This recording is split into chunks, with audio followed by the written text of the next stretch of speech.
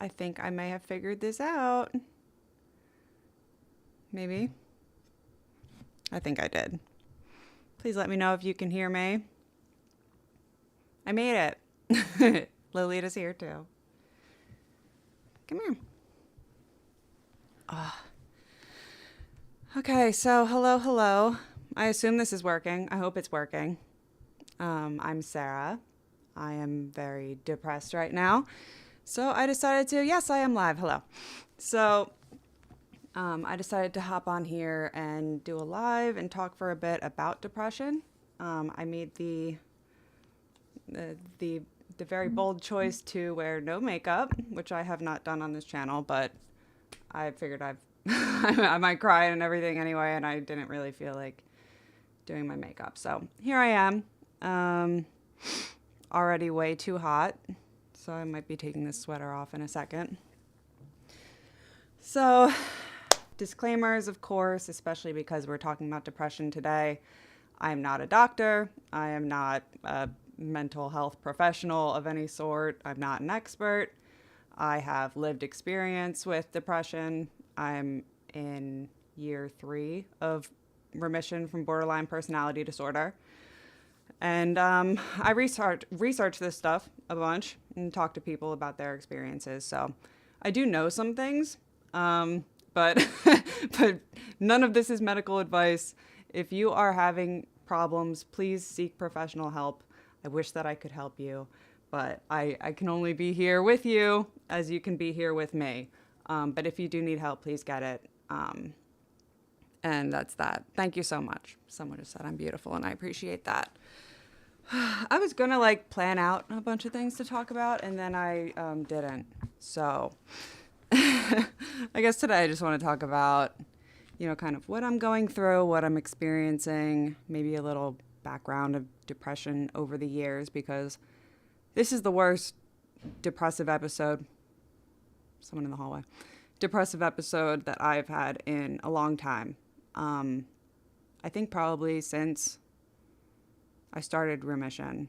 So over 3 years. But no, it is also late at night, so my ADHD medication has run out, and I had to take my other medications, like heart medications and stuff, which slow down my heart rate, but also make me a little sleepy. So on top of the depression, my cognitive functioning is not all there.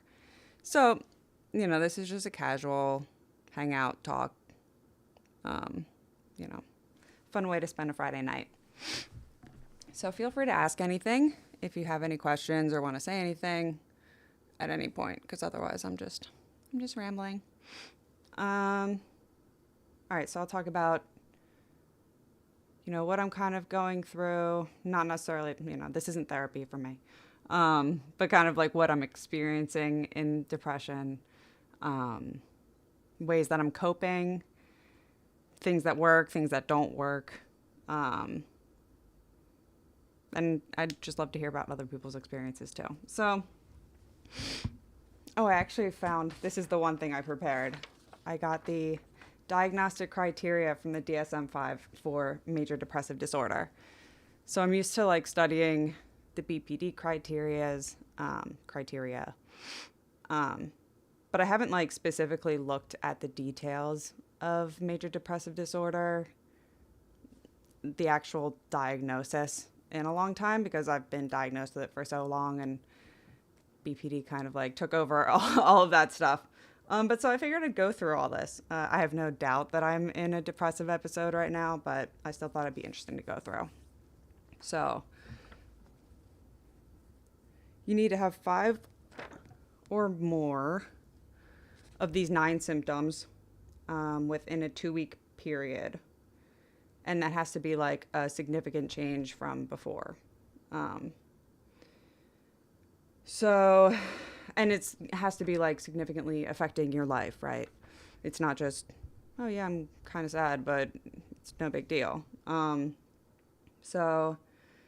there's some other nuance to it, but I'm going to brush over all of that. The symptoms: depressed most of the day or nearly every day. We got that one. That's a good one. Markedly diminished interest or pleasure in all or almost all activities most of the day or nearly all day. So you're losing interest in the things that you like and you're not really getting pleasure from the things you usually enjoy. That has been happening for me for sure.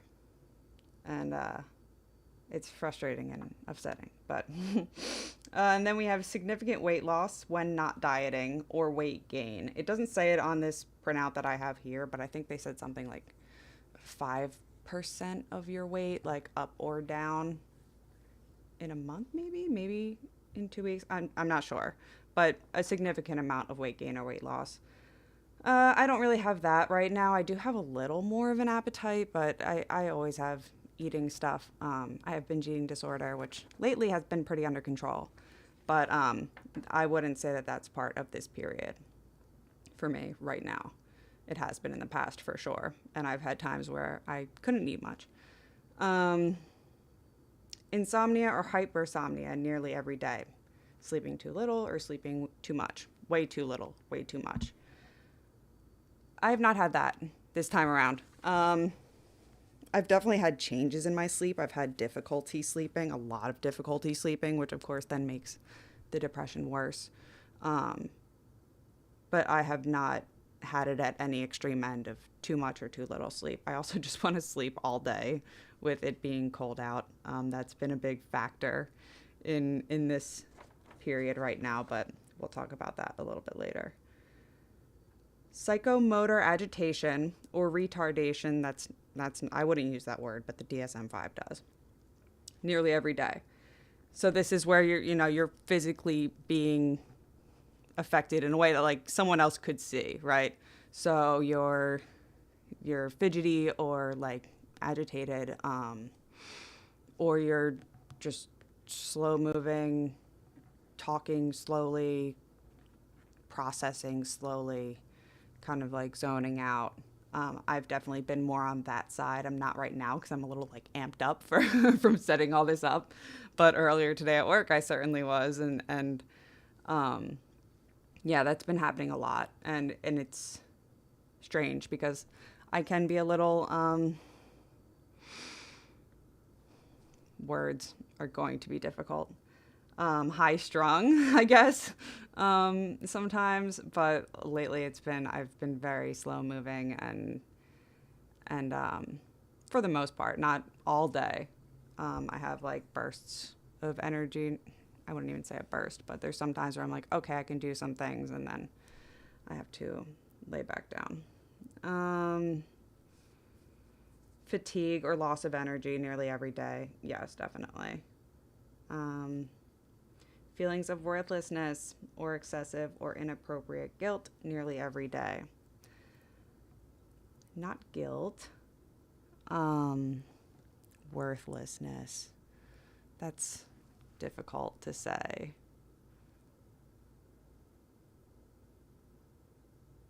I'm not sure if I would use that word. I wouldn't. But like meaninglessness, which I'm going to say they would also count. But again, I'm not a doctor. Diminished ability to think or concentrate or indecisiveness nearly every day. Again, yeah, the concentration, my cognitive functioning, it's all been off. It's been making working very difficult on top of everything else, but like it's really been making work difficult, and that's hard to deal with for a full-time job. Recurrent thoughts of death, recurrent suicidal ideation without a specific plan, or a suicide attempt, or a specific plan for committing suicide. In my disclaimers in the beginning, I forgot to say a disclaimer, just a general trigger warning, I guess. Not that I'm planning on talking about anything specifically triggering, but some things might come up, especially in conversations with this stuff. So I can't, specifically give you a trigger warning, but if you're not in a good place and it might upset you to hear about sad things or things that are related to major depressive episodes, then I would ask you to not watch this. Otherwise, please watch all of this, and I appreciate you. Yeah, so I have been struggling with this, and that's really hard to admit, especially here. Um, but we'll talk about that later because I don't want to talk about that yet.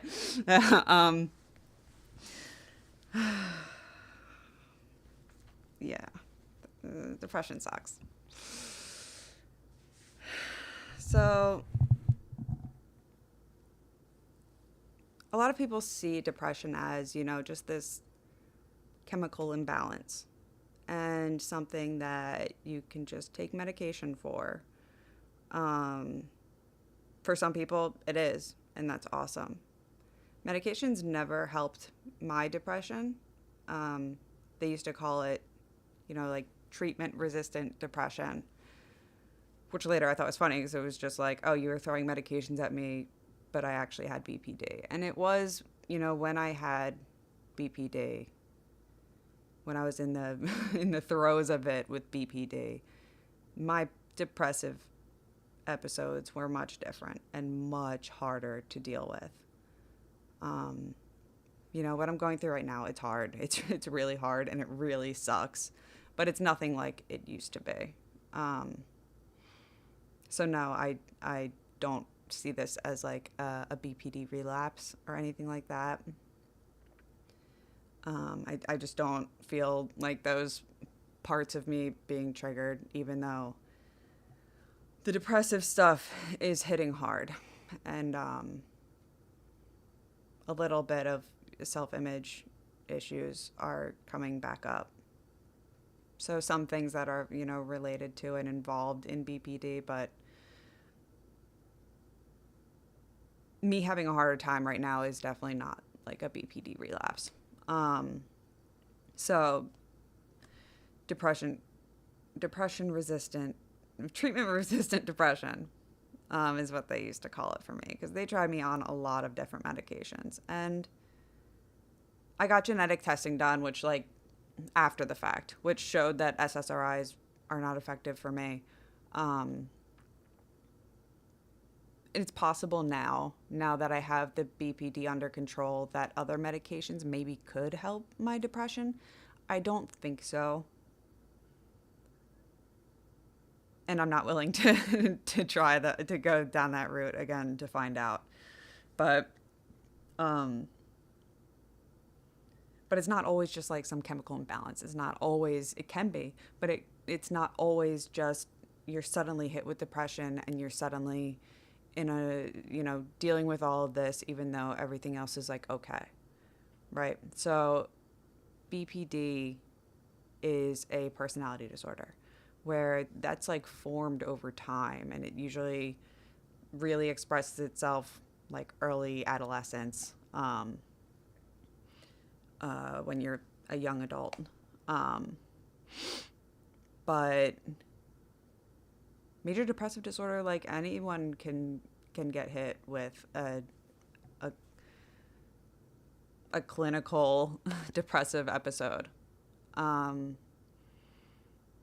There are genetic factors for sure, but it's not always just, oh, your serotonin and your blah, blah, blah, and whatever.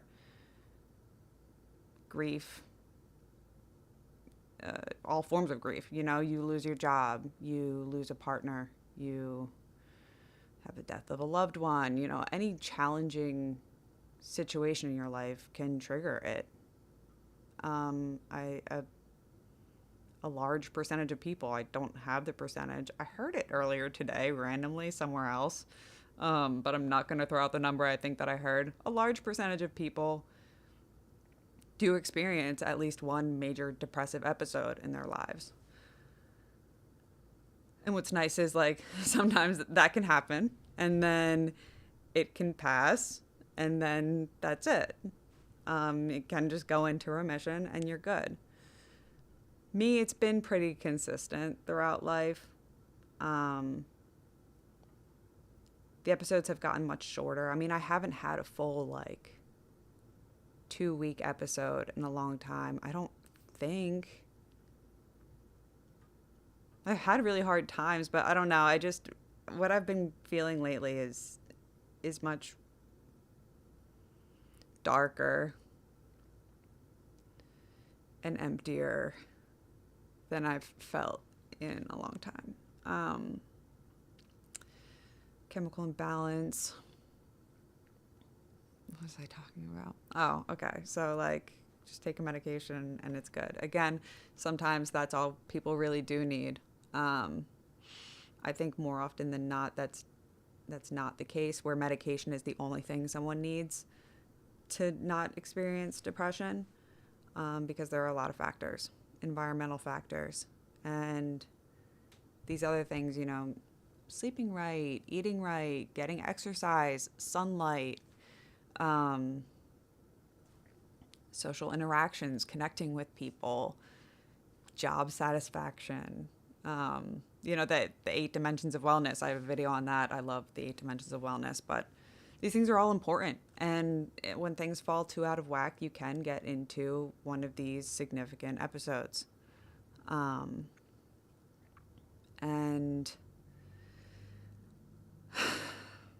that's okay. It doesn't mean like, oh my God, I'm in a depressed episode. Like, now I'm depressed and now I have depression, and it happens. I don't know. I don't know. It sucks though. It really sucks. And something I find very hard about it is I like to show up authentically in any interactions. Not where I'm like, walking around trauma dumping to everyone or something like that, but it's really hard for me to talk to someone and them say, hey, how have you been? And not say like depressed. Like when I went over to my mom's for Thanksgiving, and I talk to my grandma at least once a week, so she always knows what's up. But she was like, hey, how are you? And I'm just like, depressed, especially Thanksgiving. That's another fun thing right now, is the holiday season. Oh, you're fine. Fryer says, listening right now, hence my lack of commentary. How do you say that? Tally? Tally? I'm going to go with Tally, but let me know if I'm wrong. You're beautiful. Thank you. I can relate. The wellness dimensions factor in so much. They really do. Like, I truly, like, I won't even say I live by them because mine have fallen out of whack, but like I really, really strongly believe in the 8 dimensions of wellness. And I think that like they hold the answers. They're just very difficult to actually find how they fit in everyone's like unique life in a sustainable way. But I was getting on a really good track with that, and I actually had a great idea for a new video talking about how to like realistically apply those to your individual situations. But then I kind of got thrown off in all aspects of my life. I was in a really, really good place, and everything just kind of caught up, and it's just been a, perfect storm with quite a few things all at once, and things that had been building. So it's been frustrating. This has been long too. Oh, she said right, but I don't know when. I'm going to say Tolly. Say right one more time if that was correct. There's a lag with the chat. Routine is so important to me, but it's not always possible to have it set in stone because life. 100%. And especially like I've found that even more so now with my health issues popping up. Like I keep a pretty flexible life. I've found that to be really important for me. So before it was easier for me to have routine. But now that my health problems have gotten so much worse, I do not know when I will have energy. My heart rate spikes like crazy this morning, just getting ready for work, like not rushing around, not stressed, not whatever, like calmly getting ready for work in the morning. My heart rate got up to 176 just for no reason. And it causes a lot of fatigue. I have to lay down a lot. And, I have to be careful not to push myself too much with certain things. And I also injure very easily, so I never know when I'm going to have an injury. It's really hard to plan for, like, okay, I'll definitely be able to do these things in my routine. And then especially once the depression hits, because then that's a whole nother layer of fatigue and that I can't use the R word. I don't care if it's a clinical term. The slowness and everything else, like it takes me longer to do things than it usually would. Um, so, I might I start the morning with great intentions on all the things that I'm going to do today. Um, and then reality kicks in and I have to handle things as they come and do what I can. And then um, feel bad about myself and just constantly behind because there's so many things that I want to do and can't get to them. So a theme that I will be talking about for sure today and that I very often talk about is self-compassion and giving yourself grace. I truly believe that is like one of the most helpful things when it comes to anything like this, because we aren't perfect and we will make mistakes and we won't always live up to our own expectations, especially not if we have high expectations or even just like desires for what we want to do. And then, of course, there's societal pressures and whatever else. But life is life, reality does kick in and it just doesn't work out the way that we always want it to. And you have to forgive yourself for that, because it doesn't help not to. There's a difference between having self-compassion and enabling yourself. And that's really important to find, like to find the line between those things. Because I can, so I wasn't, I was sober for a while and I'm still a majority sober, but Thanksgiving, I drank a little bit of wine, because I'm giving myself grace around the holidays. Thanksgiving was way harder than I expected, this year, but again, I'm not like beating myself up about, oh my God, how could I it doesn't have to be a big deal. For me, I wasn't to a point with addiction where I do have to be totally sober. And, some people get to that point. But even if they were to relapse, then like, I still don't think that being crazy hard on yourself is the answer. But I'm just saying, like, me drinking a little bit with where I am, I don't see that as like relapsing or something. Because I'm not in that form of sobriety. But I do think sobriety, for the most part, is important for me. And it's a slippery slope. But why the heck was I talking about that? Giving yourself grace. Self-compassion. Can you guys hear that? Highway. I don't remember. As we were talking. Tachycardia probably hindered your somatic stuff. Somatic Sarah stuff. Oh, that's great. Which was likely helping to keep the depression at bay. So yes, that is a very difficult thing here. And there's a lot of layers to this. So I thank you for bringing that up. So my health stuff is keeping me from being able to do like my physical activities the way that I usually do. That's like my biggest coping skill. It's not even just like I don't just use it to cope, like it's maintenance, it brings my life joy and everyday joy. And I love to dance and do different movement activities. And when my health is keeping me from being able to do those things, it really affects me negatively. And when my depression keeps me from being able to enjoy music, that's a tough one for me. And that has been happening at times right now, not consistently. That was a very difficult thing after my dad died. That was like one of the big things. It was like for a while after that, I couldn't enjoy music. that was hard. Because music is super important to me, like really important throughout the day. Whenever I am depressed or just like mentally stuck, I have to remind myself, like, put in headphones, like put on music, and it'll guide you basically. And so when I can't enjoy music, or I'm physically not able to move, right, if I do, my heart goes crazy, or if I'm injured, or if I'm sick, then that makes the depression worse.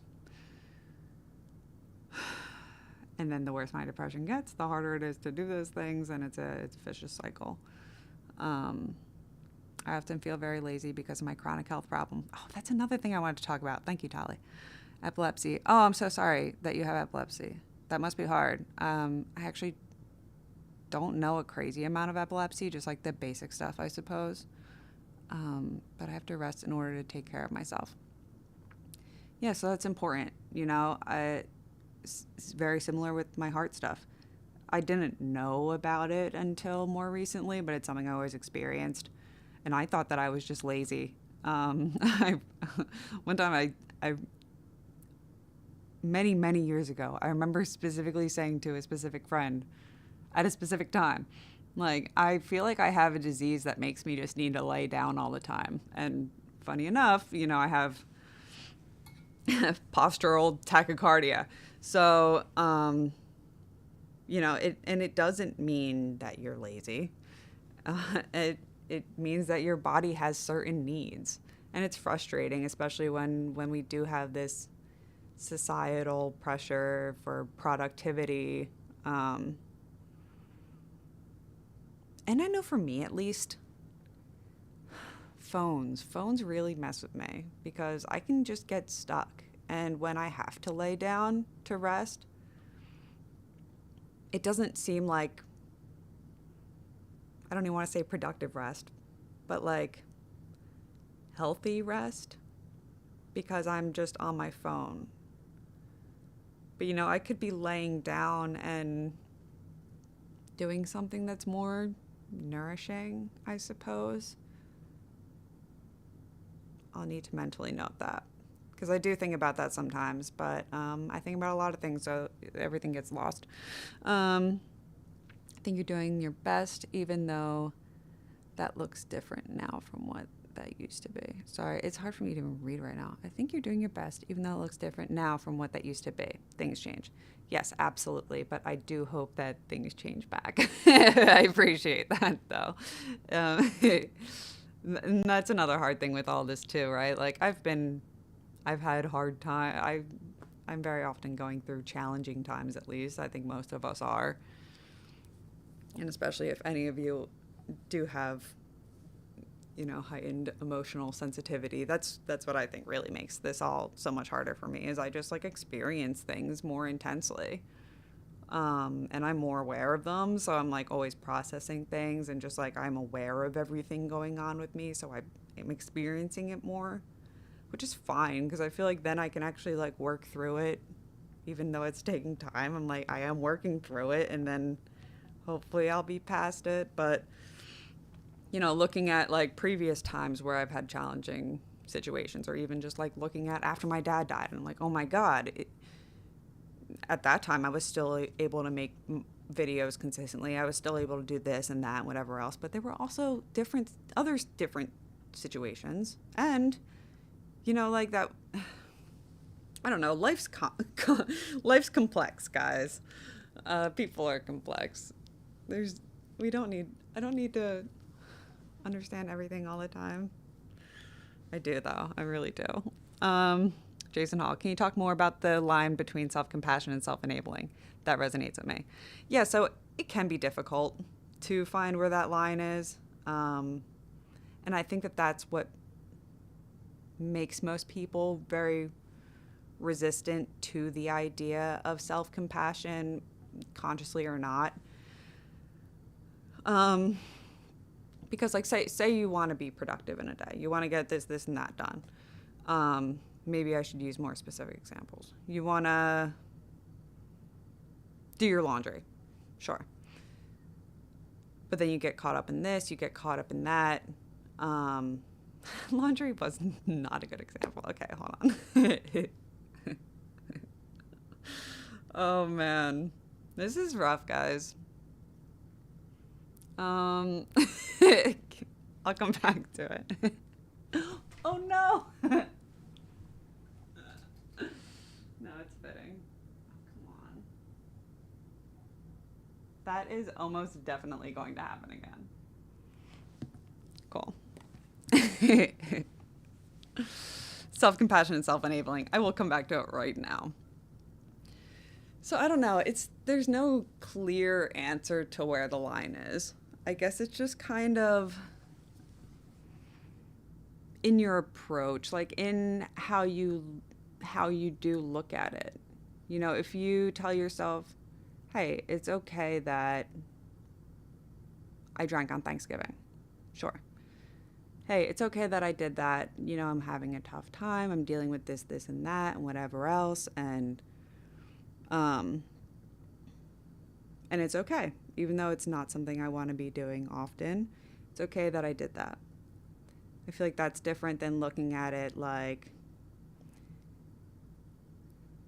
yeah, I did that, and it's okay if I keep doing it. You know, like, yeah, I did that and it helped, and so now I'm rewriting. You know, I'm allowed to, if I'm having a hard time, now I'm allowed to drink. You know, kind of like rewriting your own rules. I don't know. It's difficult to say.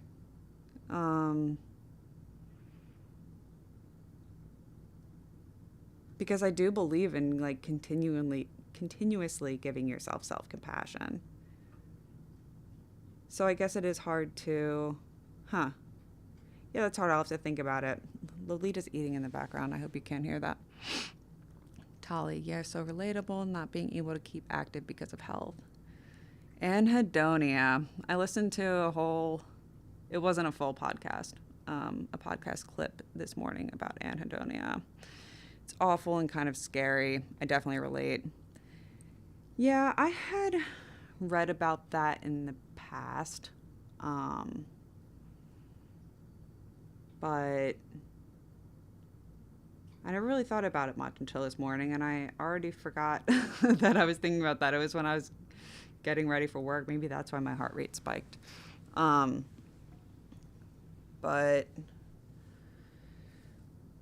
you know, that's where you can't really, like, derive pleasure or, like, feel satisfaction from things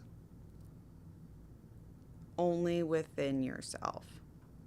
So with anhedonia, like, you're kind of, excuse me if I'm getting this wrong, but it's where, like, you really are depending on something else to get your satisfaction from. My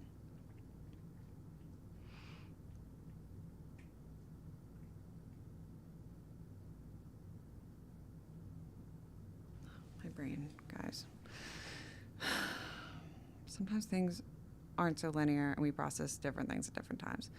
Yeah, absolutely. And, you know, I say it all the time. Everyone says it all the time. Progress isn't linear. Healing isn't linear, because it's not.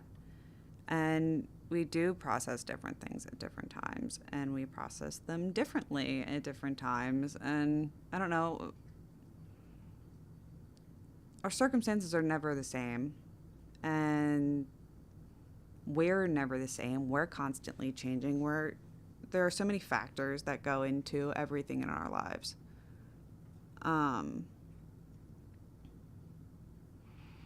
So that's why acceptance is big, right? Because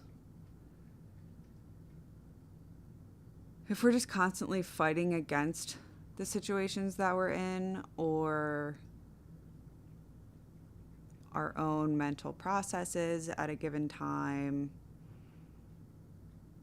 or criticizing ourselves for not handling something the way we did before, or not being as productive as before, or not getting through a hard time as quickly as we have in the past.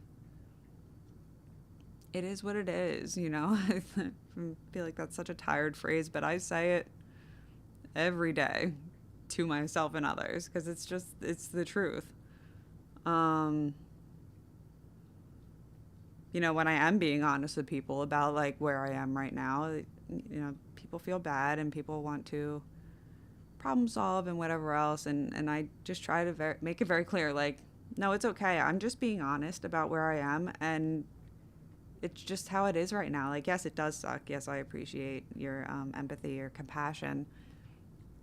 But I also know that it's like, that's just life right now. And it won't always be. I hope it's not always. It definitely won't always show up in this exact form, but I just hope that it gets easier. Jason Hall, I need water. Water break. Actually, I have this little drink. This is not wine. This is coconut water.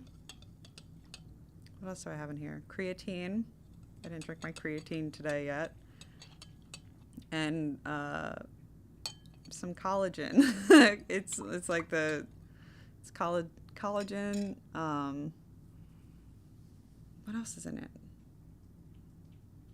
Hyaluronic acid. I know that's something in like face care. I think it is also in this, and vitamin C. I'm gonna drink this not in the microphone.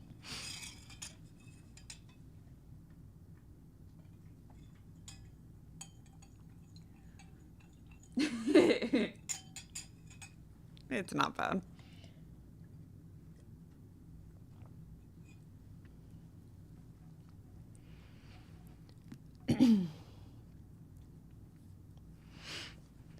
Okay, Jason Hall. My experience with anhedonia has been where the things I used to enjoy don't make me happy anymore, and then trying to force it stressed me out and made it worse. Beautifully said, beautifully expressed, totally true.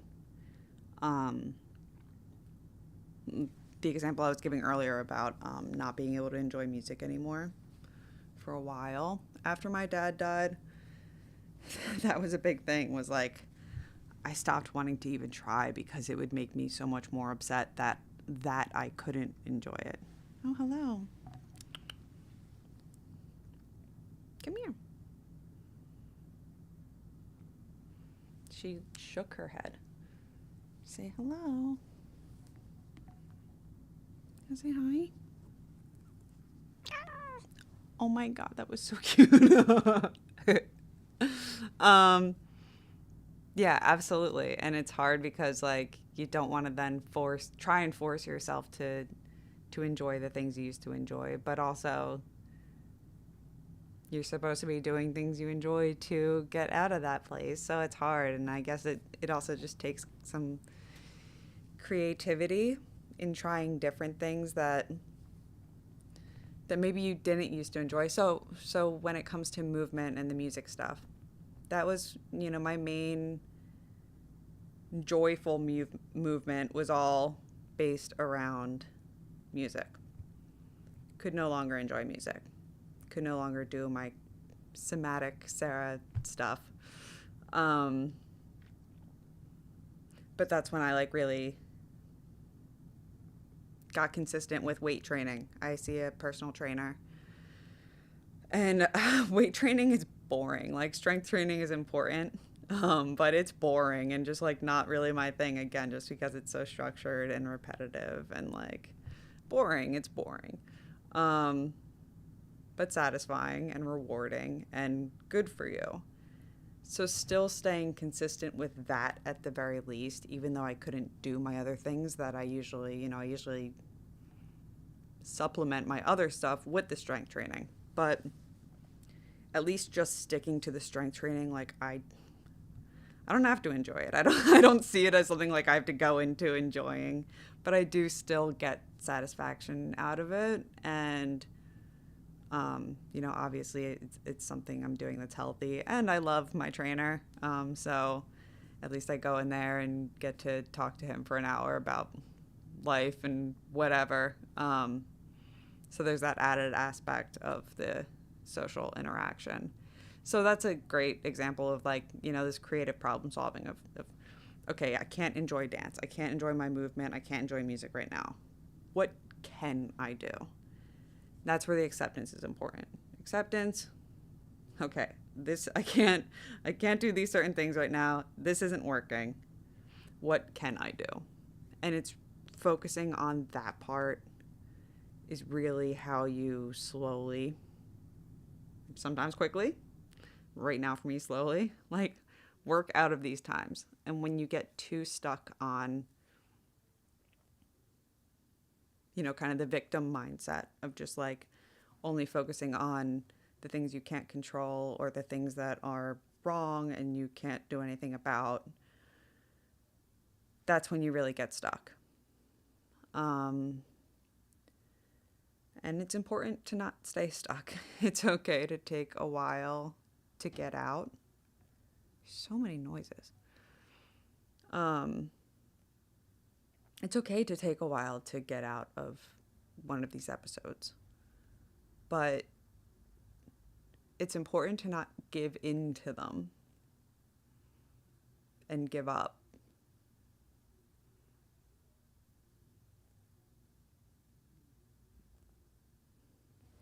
Think about that for a second.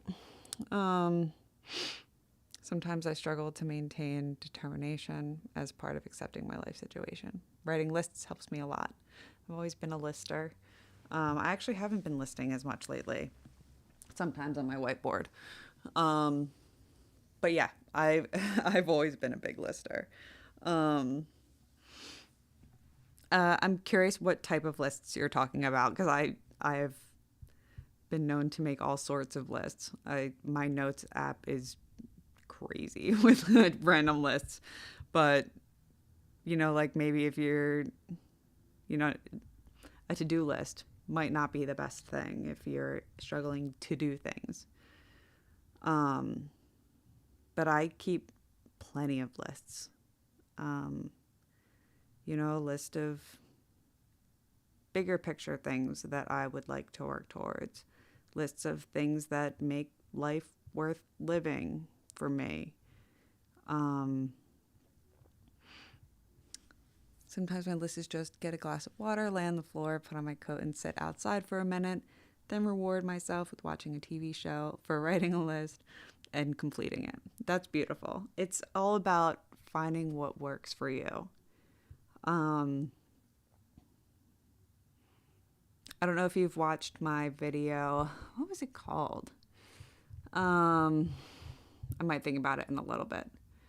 But in this book that I love, the self-talk workout, which I talk about quite a bit, that's where I got Inhale My Friend, Exhale My Friend. She talks about how to-do lists can be detrimental. Again, you know, because we focus on so much more on like the things that we didn't do, and like if we don't cross everything off, then whatever. And it's so much more important to like really focus on what we have done. And she talks about the idea of making like a done list, which I do find helpful when I do them. I don't do them often enough. But so basically like a list like you're describing, Tali. But like once you're doing those things. So like, hey, I woke up today at 9:00. I got a glass of water. I did this. And like writing it after you've done it, like you're acknowledging it to yourself. Like, hey, I just did this thing. And even if it's a small thing, it still is a good feeling. And that can kind of like help you do more. And even if it doesn't, like you have acknowledged the things that you've done. And you're not putting pressure on yourself to like do all these other things. And it can lead to you doing more things that you wouldn't feel confident enough to put onto a list maybe. Or that it'd be putting too much pressure on yourself to put on a to-do list. Yeah, I think done lists are really interesting. Maybe I will try to do one this weekend. We'll say. I'm not going to put it on a to-do list because that would be... Tali says, sometimes I write business ideas or a list of my most favorite values. Oh, okay. So hold on. Here's a quick thing. On YouTube, you know, you have like your your handle or whatever your username. But then you also have like the name that you put. So I get confused sometimes. I do know some of my followers' names who have like commented a lot. So I think I know who you are, Tali. I just not by that name. Um, but I can like see your picture real small, and I think I know who you are, and you're cool. Um, so Tali says, sometimes I write business ideas or a list of my most favorite values. Currently, they are courage, love, determination, or places I want to go on vacation one day. Yeah, I love writing all sorts of lists. I have a list of like, what are some of my lists? Elements that I would want in like a future house of mine, kind of, I guess, like a vision board type thing. Just with when I'm on a walk, I'm like, oh my god, I would like to have trees. I want to have even just like a little fountain or something, but in a place situated in a way as such where the sun can hit it directly and I can get rainbows in my backyard. Yes, that is you.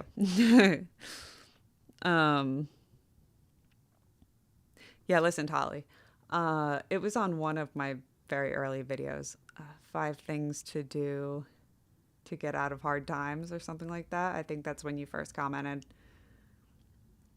And it meant so much to me to know that I was like helping. Like, you said that you had randomly found my video and you were going through a breakup. If I recall correctly, I know that I am recalling correctly because it did mean so much to me. You said that you had randomly found my video like at the right time and how much it helped you. And that was so validating and heartwarming. Because, especially so early on in my channel, I was just kind of like, I was just making things because I wanted to. And first video, a lot of people like in my personal life supported it. And that was really, really nice and really cool. And of course, in that video, like I talked about my dad dying, and that was very fresh. And if you've ever had someone, like if you've ever had a big loss in your life, people are very supportive in the very beginning. And I guess this is with a lot of things, like any tragedy. People are hopefully very supportive, at least in the beginning. But then people move on with their lives and like, you forget that it's something that someone keeps going through. But so people were very supportive from my personal life. Very supportive in the very beginning of my channel, very quickly fell off. Fine, expected. But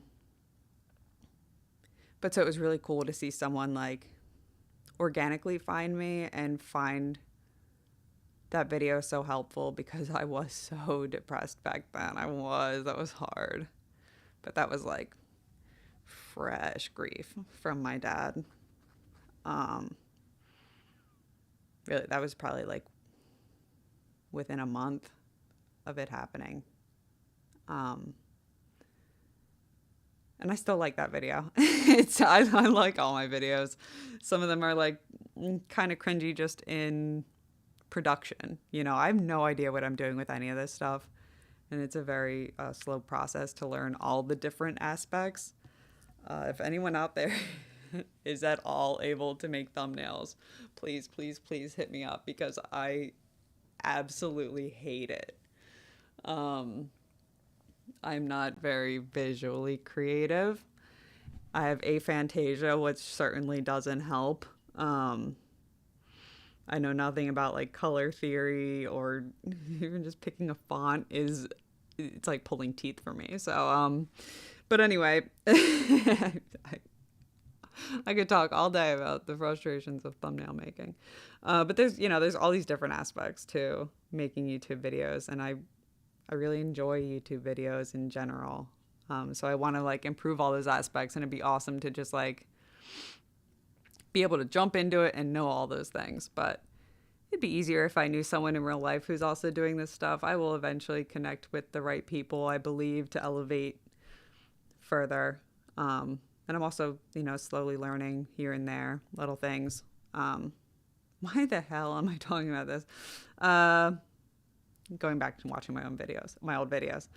I do love that video. I was so depressed, and like I had filmed the first part before work in the morning, and I had no energy. And then I made that mistake while recording, and my microphone cut out, and then I had to re-record and like set my whole sad spot up again. It was such a bad it was such a thing, but like it was just so beautiful for that specific video. And I got through it, and I made this thing I was proud of, and it was nice. And then to hear that helped people is awesome. And since then I made, especially with making more BPD content, I have heard a lot more from people about helping them. And this I will look at chat in a second, but this will segue into a big thing that I want to talk about as far as finding meaning in life and purpose. So Fryer says, I'm a fan of accomplishment books where you write down all your wins, mainly to battle the inner critic. I really like that. I really like that. Because, more, I'm assuming you mean like a bigger scale than just like a daily like done list. Excuse me, I need to take off a layer and take a sip of water.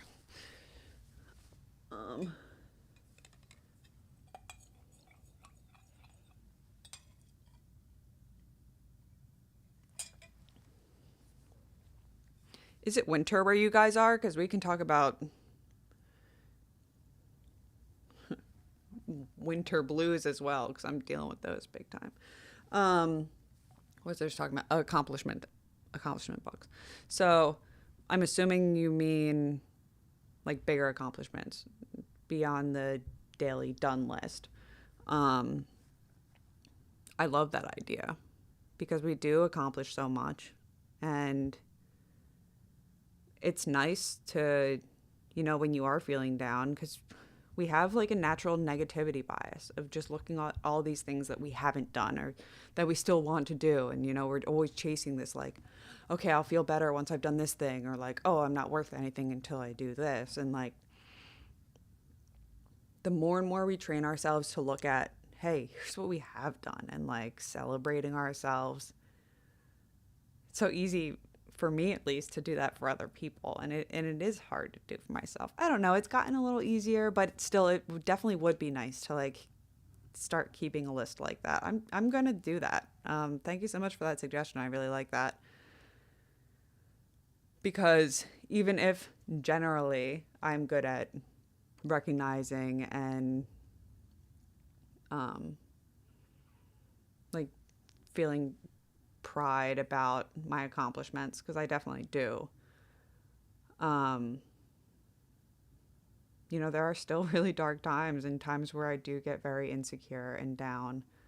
And at those times, it would be really nice to like be able to access that list and not just have to sit there and be like, okay, what have I done though? And like trying whatever. Like you can just look at the list. That's a great idea. I like that a lot.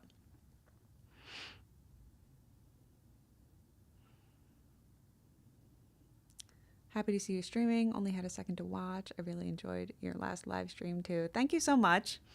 I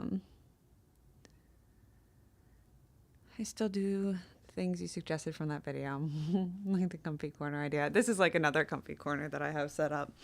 I really do. I just prefer to be on the floor. Getting outside for a tiny stroll. Winter blues.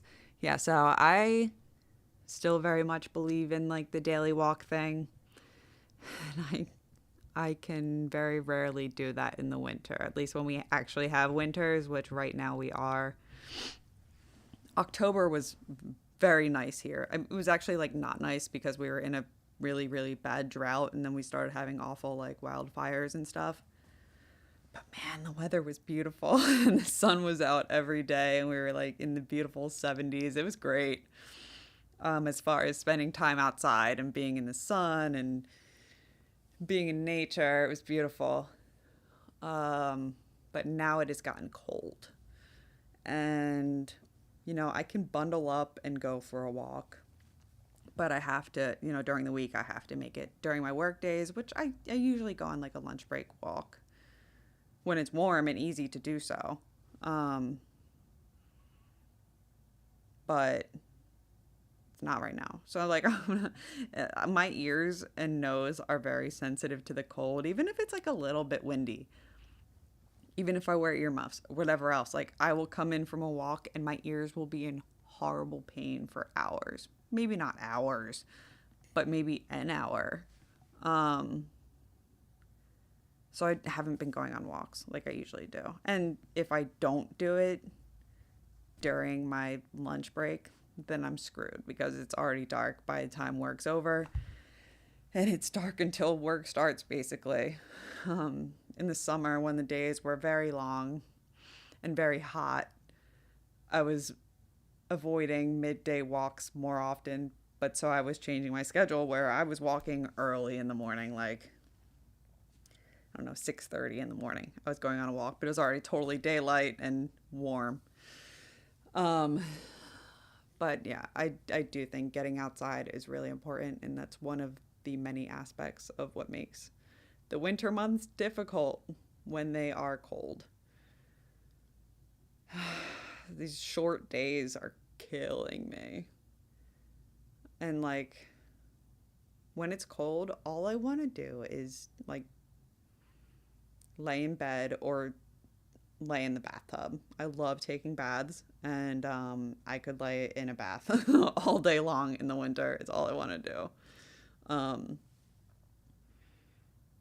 and, it's a great self-soothing technique, taking baths, but as with most self-soothing techniques, it's important to, I don't know if I want to say, like, I don't know how to say, like, not go overboard. Moderation is the word I was looking for. Crazy. Um, Yesterday I was really depressed and I ended up taking, I think, an hour and a half bath. Like I was in there forever. And it felt good at the moment, but then like, again, I'm just like behind in everything else in life.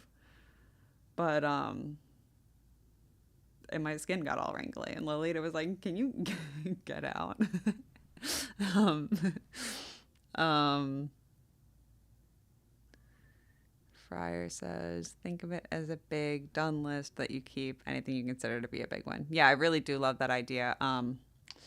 If I had a pen, I'd actually jot that down, but I'll come back and like listen to this when I'm going to sleep or something and I'll remember. Yo, shout out to you, Sarah, when you listen to this again. What's up, girl? Good job for everything you've done and everything you're still doing. You're getting through this. You're doing a great job.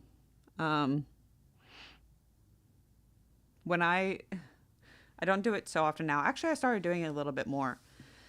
But, before the channel and everything, I had a habit of like video journaling for myself. And very often in my video journals, I'll randomly like acknowledge the fact that I'm talking to myself and just like start talking to my future self, knowing that I probably will never go back and watch that video. And I'll even say that, like, you're probably not watching this, but if you are, and I'll talk to myself in the future, which always is funny if I do happen to go back. I always wish that I could like use more of that in my videos, and maybe eventually I'll be able to sort through it all, and use some more of that because I've been recording myself for years and years.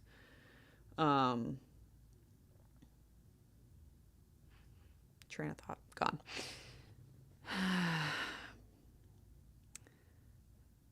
Jason says, oof, winter blues. Yeah, I fired up my happy light after. Oh, I actually wanted to ask that.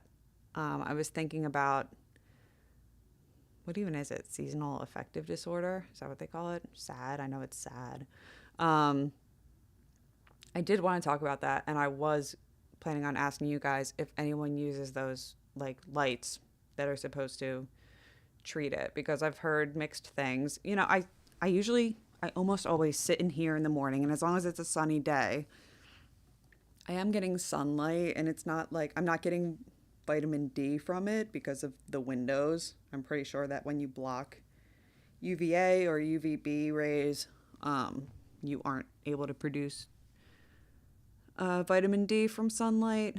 So I don't think that that's what those lights are for. But at least on like rainy days, they might be helpful. But I was curious if anyone had used them and found them helpful. And if there's a specific one you suggest or anything like that, please let me know.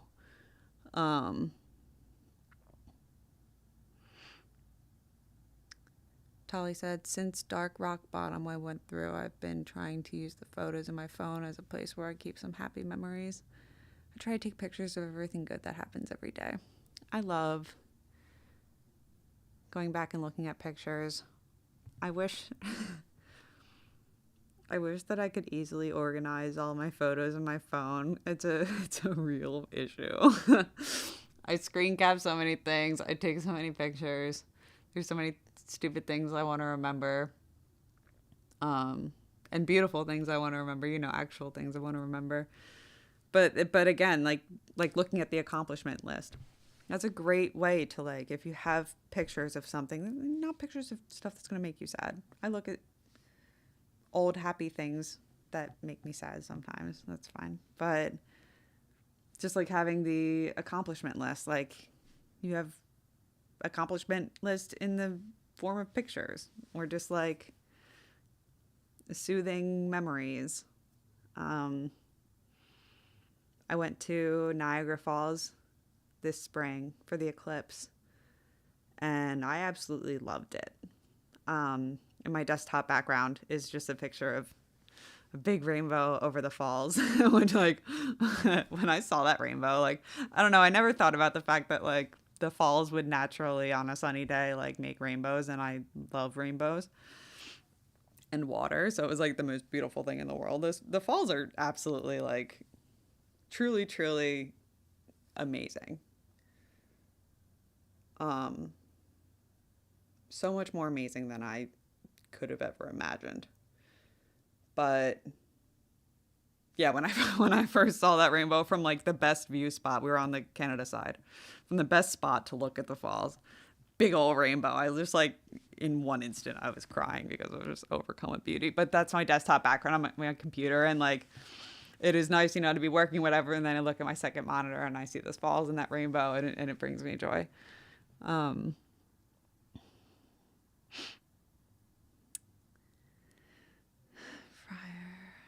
You're welcome. Start with a brand new notebook or journal. It's a special item.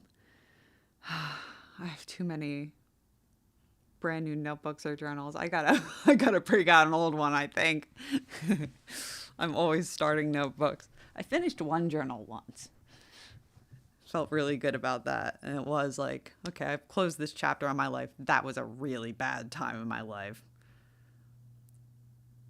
On one of my remission anniversaries, I guess it was last year, I brought out that notebook. And that was a tough read. Tali,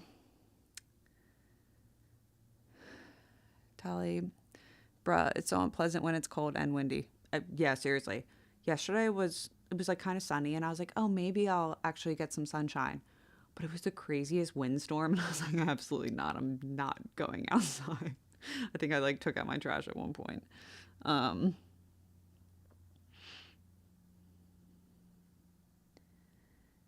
says it's wintry here, but cold and sunny isn't too bad. Cold and soggy wet is bad. Yeah, definitely. My mood is solar powered. Yeah, I feel that.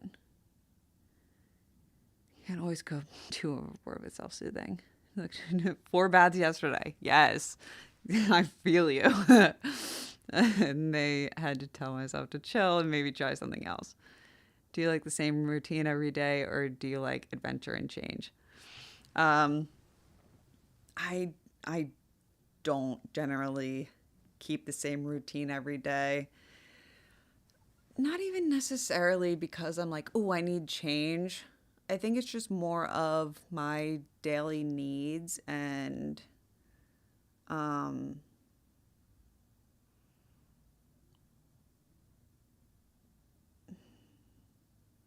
Sure, my needs change, but also just like I have different moods and like different things I want to tackle at different days. And sometimes I'll go into a day with a certain plan. I mean, I have certain pieces of a routine that I keep every day, right? Like every Sunday I prep my I prep my drinks for the week. Like I have this breakfast drink that I put together with a bunch of different stuff in it.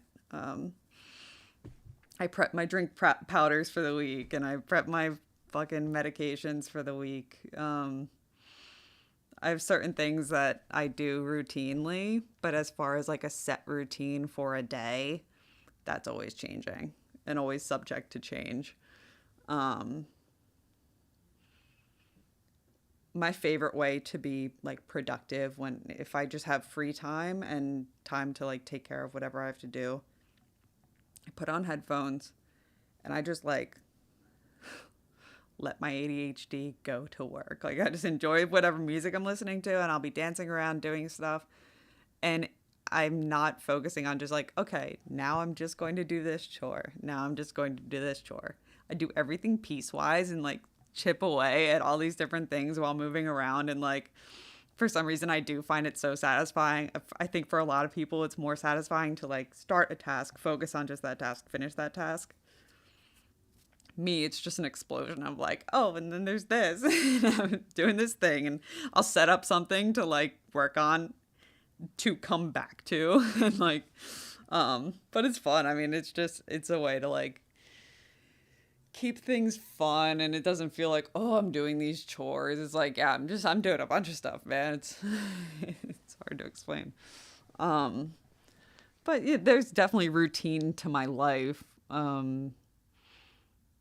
I eat a lot of the similar like foods like I have right now, just like a pretty solid set of, a few meals that like work for me and work together to like kind of hit different nutritional, come here, she's being weird, um meet my nutritional needs and that are easy to put together but nourishing, getting lots of protein. um I like to eat a lot of similar foods just because like it also helps to not have to make all these decisions all the time, and you can plan better when it comes to food shopping. I know what ingredients I'm going to need at some time. So like if an ingredient comes on sale, I'm like, oh, I can stock up because I know I'm going to be using that in the next few weeks. Why am I talking about food? Because we were talking about routines. Oh, Jason's Happy Light. Happy Light. It doesn't do anything for vitamin D. Yeah, that's what I thought. But it helps regulate my sleep-wake cycle and beat grogginess in the morning, so my brain makes melatonin when it's supposed to at night. Yeah, I might look into those. Um, so with these medication changes that I've had recently for my heart, um, and I also like went down a little bit on my ADHD medication, which is usually like helps me wake up in the morning. I didn't go down much, but it's still like the little bit of an adjustment on top of these other medications I'm taking has definitely made a difference. But so I take like a few things at night to bring my heart rate down. And because they like lower your blood pressure and stuff, you're also supposed to take them at night. Um, and I've been taking doxepin, which like helps me stay asleep because I've just been having issues with sleep. Uh, and magnesium for my heart. Yo, if anyone takes magnesium, please let me know what brand you get, because if anyone follows me on Instagram, you've seen me post these. I take these magnesium pills, which are this big, and like, it's crazy to me. You have to take two of them, and like, it's fine. I can get them down, but it just seems excessive. Like, it's not a really high dose. It's the dose that my doctor recommended and that the internet says is like a good dose. But there's no way those pills need to be that big. Um, but magnesium also makes you like sleepy. And I have been in a habit for a while now of taking melatonin every night. And from what I know from melatonin, you're not supposed to take it every night. And like you build a tolerance to it. But it's not just melatonin, it's like a combination of things. I don't know, L-theanine maybe, and something else, something or other. But I swear it does help me fall asleep. But from what I've read, that's not really how it's supposed to work with melatonin. But I have been having a lot of trouble with sleeping. And then I wake up and I'm like, I feel like a zombie for like hours when I wake up, which I used to like. Morning used to be my most productive time. So with the depression and grogginess from these medications and grogginess from having trouble sleeping, like it has been making my life very challenging. And like I usually wake up early, so I have a few hours. Why is it doing that? It just did fireworks? Is that because of something I did on my end? That's crazy. Uh, I was talking about grogginess, all that. Yeah, I usually wake up like a few hours early before work so that because morning is my most productive hours. I can get stuff done. I feel so good going into the day.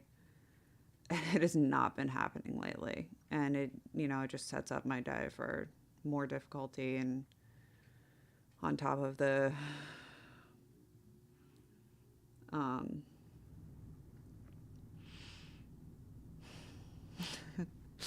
was going to say like the decreased cognitive functioning and then zoned out, which is pretty funny.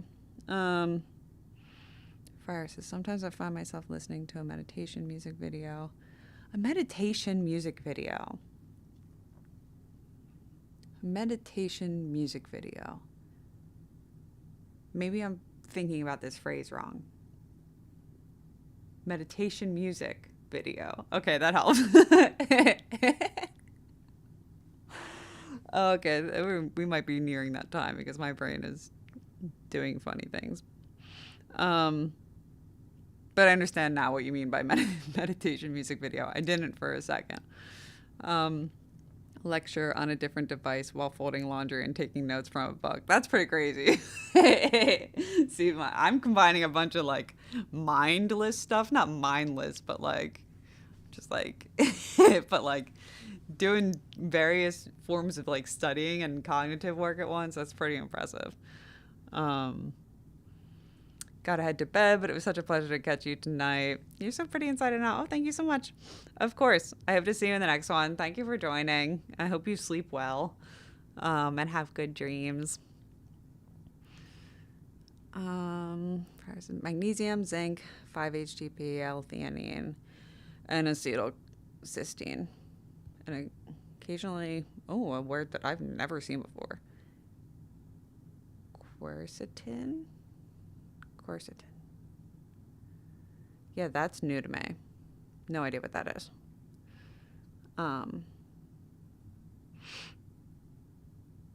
Sounds good.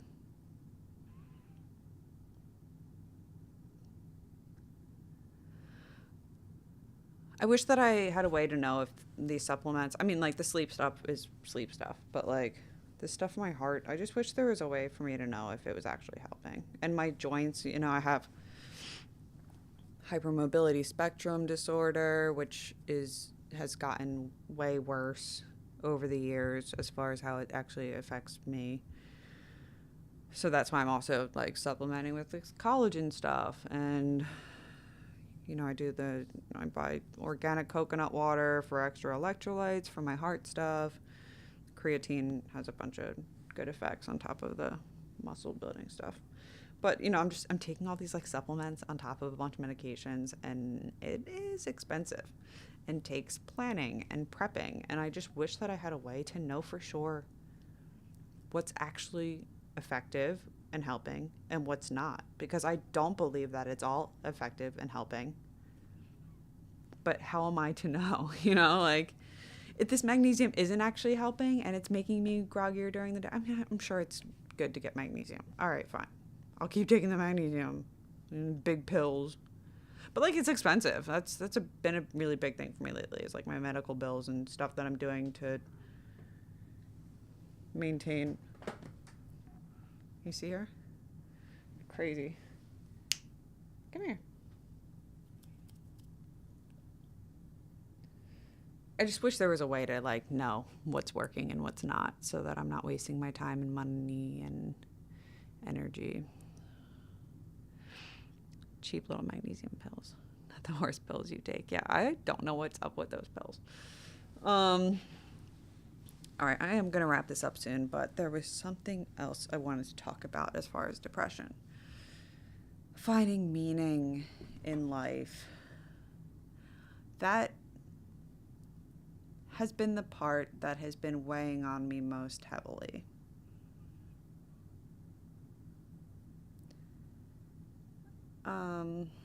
What's the book called? Man's Search for Meaning, I believe, written by a psychologist who was a Holocaust survivor. Victor, I can't remember his name exactly right now, but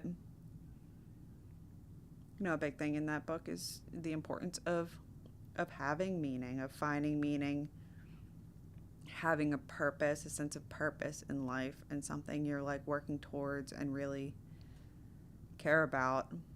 And talks about very clearly like the people who were lacking meaning or hope, that they did not survive, and how much of a negative effect that can have on people who aren't in the Holocaust. And it's true, like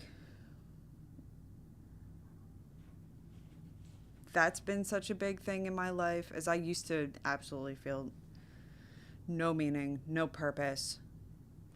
I hated myself. I hated life. I felt like resentful that I had to stay here so that I wouldn't hurt people by not. Lolita's being crazy. Lo, this is important.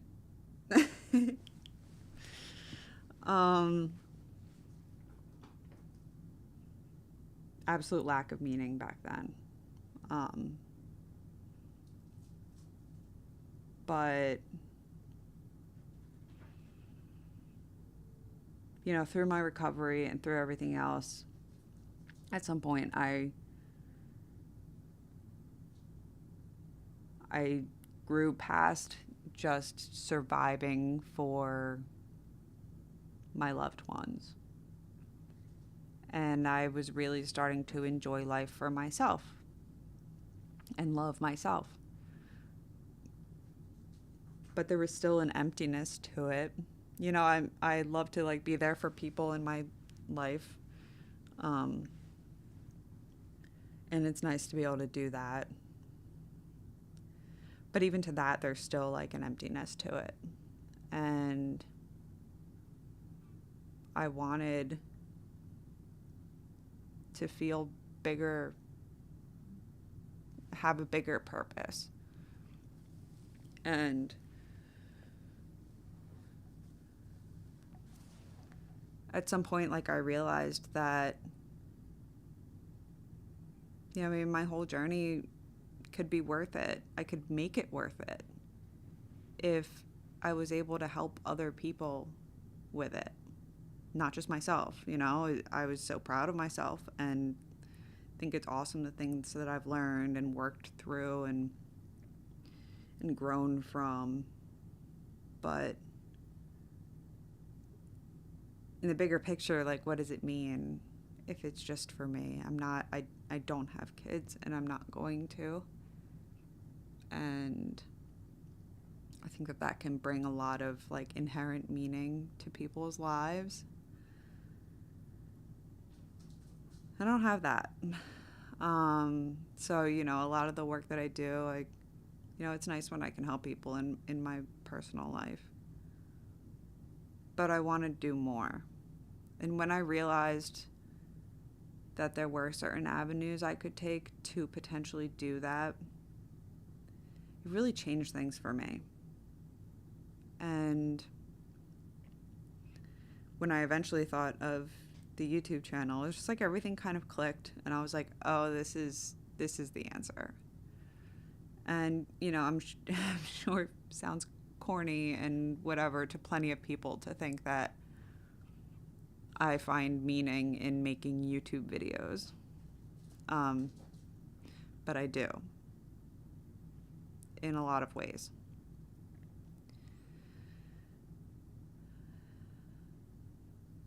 And just like helping people on this bigger scale and like sharing myself on a bigger scale. And I know the scale still isn't very big, but it definitely has potential to grow. You know, even just knowing that I have over 1,000 subscribers, like, get 1,000 people together in a room and like they all are choosing to come to that room, and like that's crazy. That's crazy to me. And so amazing, and it really is so cool to hear from people like, hey, you are helping me, and hey, you know, I know that I'm capable of such bigger things, and for so long I did not feel that way. So right now, to be held back by my health issues and have to work a job that keeps me financially stable for a company I like and a boss that I really like and with coworkers I like, and where I get health insurance. You know, that's all awesome. But with my reduced functioning, it's so much of my mental energy and physical energy just like goes into the hours I spend there every week. And then on top of that, struggling to maintain everything else in my life. And it's just really hard to balance that with making content, especially the kind of content I want to make and the way that I want to make it.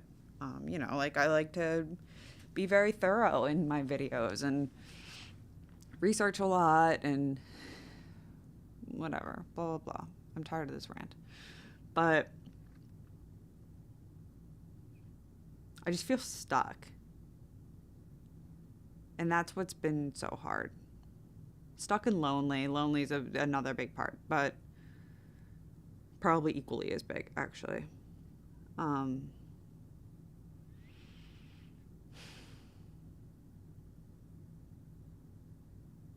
But so, like, it's not even just that I have to keep telling myself, like, oh, this will pass. Oh, whatever. Like, I don't. What is going on? I don't know if you can hear those noises. Oh, it's a motorcycle.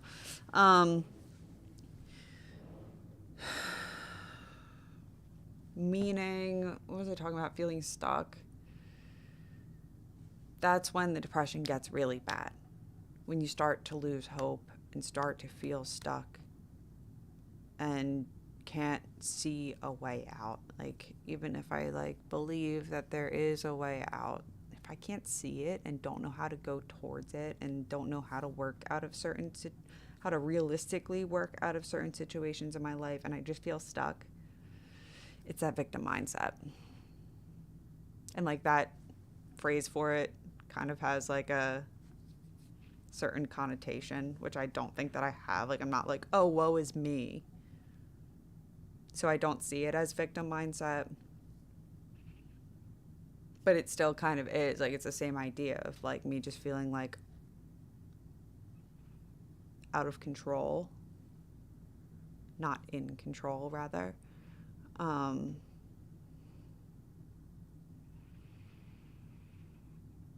But there's plenty I can control.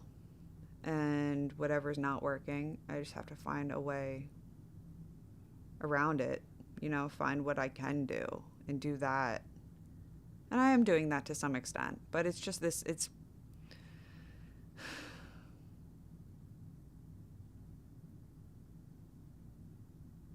just this lack of feeling of meaning and fear that I won't be able to tap back into that and won't fulfill what I believe to be my purpose.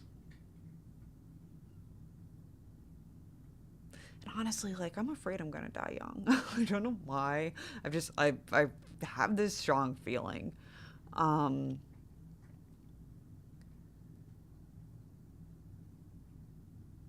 and like that would suck. It would suck if, it would suck also if I live a long time and don't fulfill my purpose. But I definitely do feel very aware of wasted time. Like, especially since losing my dad, because it was absolutely sudden. And it's like, damn, like, we don't know how long we have. And like, our time is so precious. And I just feel like so much of mine has already been wasted.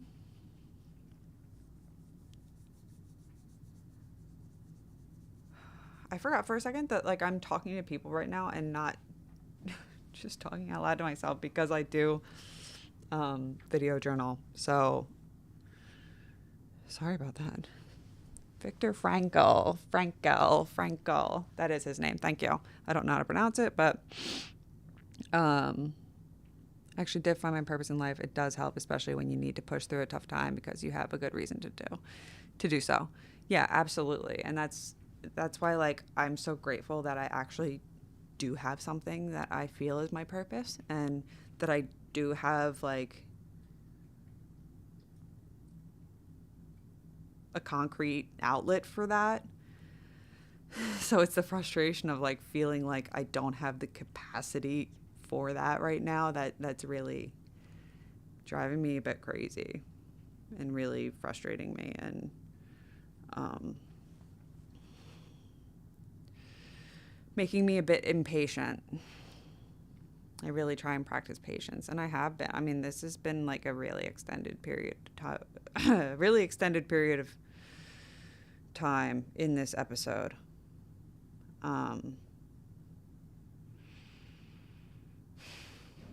It makes sense with all the different factors in my life right now, but it really sucks.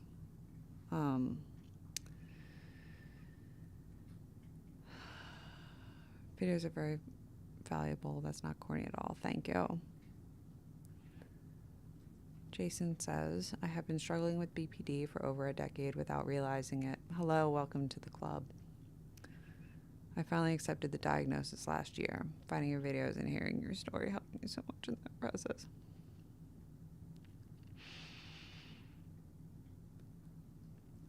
Thank you for saying that, and I'm sorry for your experience. I hope that getting the correct diagnosis has been helpful for you, even though it can definitely be hard to process that and accept that. I'm sure you know by now, but it is just a label for these things you were experiencing anyway. And for me, I was always looking for an answer. I knew that the diagnoses I was given were not explaining what was going on. So like to finally like have a doctor confirm that yes, that was going on, and then like me be able to like really dive into understanding it, that was super validating and enlightening for me.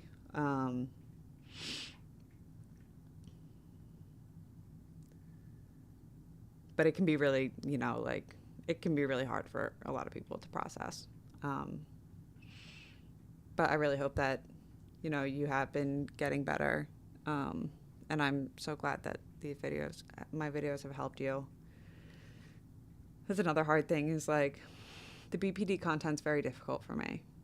It's getting more and more difficult for me to make.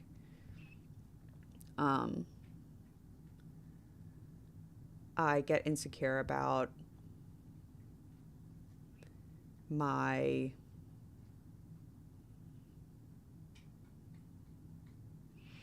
lack of expertise or like actual training, and like whenever I make a BPD video, especially, like I want to like study as much as I can to like make sure there's not something I'm like getting wrong, and I'm very insecure about that. And it's even, at first I really wanted to focus more on like just talking about my experience, but like it's just getting hard to talk about BPD too much as I get further and further from like identifying with it. But at the same time, like I really, really want to help people who are going through it. And I'm glad that now there are more and more solid resources. and I don't know if if you use Reddit, but I do moderate the r/BPD remission subreddit, and that's been really cool. There were 55 people in it. I was the 55th person to join when I did. And the sub had been dead. Whoever first started it, they have like an auto mod. So if someone posts in there, it automatically it needs to be approved before it'll show up. And the moderator then, who had started the sub, their account they were banned from Reddit. So the sub just died before it ever really got to start. So someone reached out and, had seen my videos and reached out, asked me to take it over. I did, and started inviting the hell out of people. I found in other subreddits and tried to spread the word. And there's like 2,500 people there now, and it's really cool to have those people together. And because that's another thing, like I know there's plenty of resources of people who are currently dealing with BPD, or doctors who are experienced and very knowledgeable but do not have personal experience. And I do believe in peer support. But as far as I know, there's not too many channels and too many resources from people. There's more on Instagram. Now that I'm on Instagram more, like I've seen more people, but people who are like in remission and making content about BPD.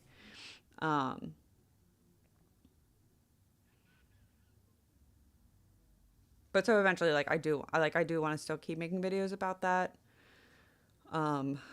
Once I originally did, and those were the ones that really started getting a lot of views and people found like really helpful. Like I wanted to make more, and like I felt this self-imposed pressure to make more because I just want to help as many people as possible, and I feel so much compassion for anyone dealing with it. Or trying to help someone they know who's dealing with it or whatever else. BPD fucking sucks. It fucking sucks. And it's just so alienating and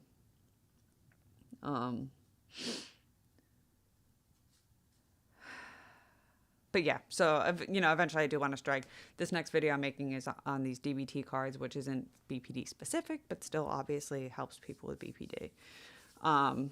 But I would love to get to a point where it's like I'm making videos that are currently applicable to me and that really currently resonate with me and are about me and like my big themes from my current journey, but then also get back into more BPD stuff. Kind of find a balance there. I gotta get off here, guys. But thank you for saying that, Jason. And I really do wish the best for you. And I am very, very glad that you found my channel and very, very glad that you find it helpful. Fryer says, as an outside observer, you come across as smart, cool, very self-aware, very soulful. Kind of person anyone would love to have as a friend. Thank you so much. And thank you for all your support. You're always super supportful, and I so supportive. I don't think supportful is the word. Supportive, and I really, really deeply appreciate that. It is nice to like feel seen and appreciated. And it's one of the really cool aspects of like just putting out my authentic self into the internet. It's very vulnerable and like everyone kind of has like, no one likes to feel rejected, but especially, people with, I have high rejection sensitivity, but I put myself out there anyway. And I know that like it will find the right people. The right people will find me. And it's awesome to connect with those people. So yeah, thank you. I just joined the First, I want to figure out your name. Libertis. I have no idea what that is. Libertis. I just joined the Reddit group. Technically, I'm in remission. Congratulations. But it's something I have to stay on top of, or I start slipping into old behavior. I feel you. It's a ride. Keep your head up. Yeah, definitely. I think that it definitely can stabilize over time. I didn't even like really know the term remission when I first technically started remission, I don't think. But even if I did, I wouldn't have considered myself to be in it, um, because it was so unstable. I'm not saying that you can't. I'm just saying my own experience. Like, I was very concerned about the stability, and I did really have to keep on top of stuff. And um, over time, though, like I really have just identified less and less with the BPD symptoms, and like just don't feel that anymore. So like even though I definitely need to manage a bunch of things just for my mental health and in general, like obviously my depression, and just working through a lot of like deep rooted insecurities and really like learning new